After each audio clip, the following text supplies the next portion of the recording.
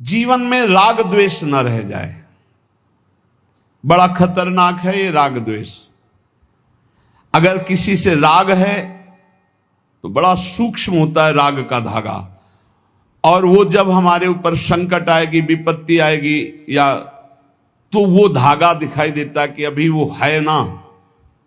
द्रौपदी जी को पहले श्री कृष्ण याद नहीं आए, 5 महारथी पति है अतिरथी, वो याद आए, फिर भीष्मादि याद आए, फिर अपनी भुजाओं का बल, फिर दांतों का बल, और जब निर्बल तब महाबल। सुनेरी मैंने निर्बल के बल राम, महाबल प्रभु श्री कृष्ण का तब जागृत हुआ। ये राग बहुत खतरनाक है, किसी से राग ना करें। यही राग जब प्रियालाल के चरणों में अर्पित हो जाता है तो अनुराग कहलाता है। जब शरीर भोग, शरीर संबंधी, यही बहुत फंसाव वाला जन्म मरण चक्र का मूल यही राग है। और जब इसमें बाधा पड़ती तो द्वेष हो जाता है। द्वेष बहुत खतरनाक है। भजन कर रहे हैं, कई वर्ष पहले किसी ने कुछ कहा, याद आ गया और जलने लगा हृदय। उसकी पूरी सामने झांकी है, भजन कर रहे हैं प्रभु का, और झांकी है उस द्वेष जिससे हुआ है, और हृदय जलने लगा। या कभी वो सामने पड़ गया तो देखकर जल। द्वेष ना होने पावे, अजात शत्रु ते सदा। भक्त अजात शत्रु होता है, एक भी पूरा सृष्टि में शत्रु ना होने पावे। तो बोले क्या भक्त से क्रोध लीला नहीं होती? क्या भक्त क्रोध नहीं करता जैसे द्वेषी पुरुष करते हैं? बोले होता है, लेकिन भक्त का द्वेष ऐसा होता है जैसे जल में रकील खींचो, कितने सेकेंड, बस जितने में खींच रही उतने में, इसके बाद नहीं। ऐसा नहीं कि उसके चिंतन में आएगा कि वो बहुत दुष्ट है, ऐसा कभी नहीं आएगा। अगर कभी ऐसा दिखाई दे रहा है तो वैसे जल में जैसे ऐसे, बस ऐसे किया, खत्म। और संसारी पुरुष का द्वेष कैसा होता है? पत्थर की रकील खींच दो तो बनी की बनी, और वो जल की रकील, जल में ऐसे रकील खींचो, 1 सेकेंड में खत्म। ऐसे भक्त का आवेश होता है, कोई धर्म विरुद्ध या इष्ट विरुद्ध या ऐसा, तो एकदम वो आवेश दिखाई देगा, लेकिन उसी क्षण वो तत्काल बिल्कुल द्वेष, किंचन मात्र नहीं, किंचन मात्र मंगल की भावना नहीं। अगर राग द्वेष है तो फिर वो भक्त कैसा?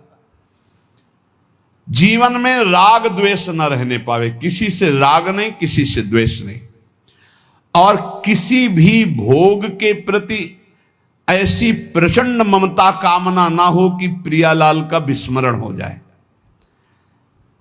प्रियालाल का स्मरण करते हुए धर्मयुक्त भोग को जीवन यापन के लिए स्वीकार किया गया है। प्रियालाल का स्मरण चल रहा है और शास्त्र सम्मत धर्मयुक्त भोग है जीवन यापन के लिए, लेकिन शास्त्र विरुद्ध प्रियालाल का विस्मरण करा दे ऐसा भोग भक्तजन स्वीकार नहीं करते, और जो स्वीकार करते हैं वो भक्त नहीं होते। राग द्वेष भक्त के जीवन में नहीं होता, और ऐसी भोग कामना नहीं होती जो भगवत विस्मरण करा दे या शास्त्र विरुद्ध हो। अगर शास्त्र विरुद्ध और भगवत विस्मरण कराने वाली भोग वासना, वो फिर अभी भक्ति रंग नहीं लाई। तीसरा, भजन करते हुए इसी 8वें पंक्ति में 3 बातें। पहला राग द्वेष, दूसरा भोग ममता कामना का जो विषय है वो इष्ट चिंतन और धर्म शास्त्र सम्मत। तीसरा, मद अभिमान नहीं आना चाहिए। भक्ति में भी अभिमान जागृत हो जाता है, सामने वाला ऐसा है, सामने वाला ऐसा है। जहां पर दोष दर्शन होने लगे वहां जान लेना अभिमान आ गया है। बिना गुणाभिमान हुए दूसरे में दोष दर्शन नहीं हो सकता। अभिमान की पहचान दूसरों में दोष दर्शन, अपने में गुण का भाव, गुण का आरोप, अपने में गुण का अभिमान, दूसरे में दोष दर्शन, ये पतन का लक्षण है, सिर्फ पतन का लक्षण। ऐसा हो जाए तो प्रभु के सामने चिल्ला के रो, बचा लो प्रभु बचाओ, अभिमान आ गया। भगवान को अभिमान बिल्कुल पसंद नहीं है।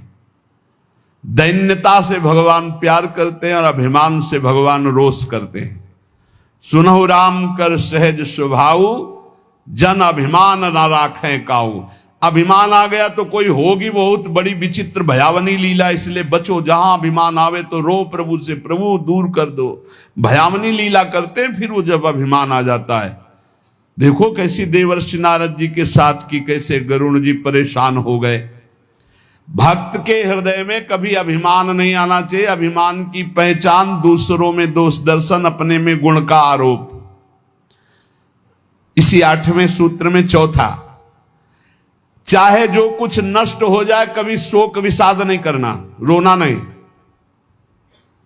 भक्त है, परिवार का कोई पधार गया है तो वो कीर्तन कर रहा है, वो रोएगा नहीं। ये रोना केवल मोह ममता का क्षेत्र है और नहीं रोना चाहिए। जब अब गीता जी का पीछे व्याख्या चल रही थी तो जो रोज सुनते हैं उनको याद होगा, रोने वाले के आंसू और नाक लार सब उस जीवात्मा को पीना पड़ता है जो पधार गया है। कभी नहीं रोना चाहिए। उस समय नाम कीर्तन करना चाहिए, भगवत यश गुणगान करना चाहिए, उस जीवात्मा के मंगल के लिए भगवान का नाम जप करके देना चाहिए, रोना नहीं। कुछ भी नष्ट हो जाए, कोई भी मर जाए, शोक विषाद नहीं करना, रोना नहीं। ये भक्ति के मार्ग का विषय। मंजीरा उठाओ, सब मिलके कीर्तन करो और भगवान का यश गान करते हुए उनकी अंतिम यात्रा। भक्तों की तो मृत्यु भी महोत्सव होती है। संसारी लोगों के लिए छाती पीटते हैं लोग, उनके मरे हुए व्यक्ति की छाती में नहीं, ऐसे पीटते हैं, वैसे पीटते हैं।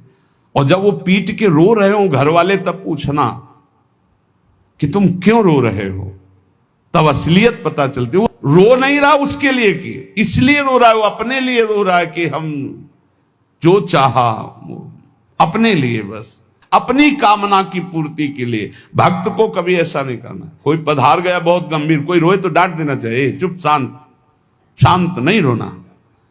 उस जीव को क्यों अब कष्ट देना।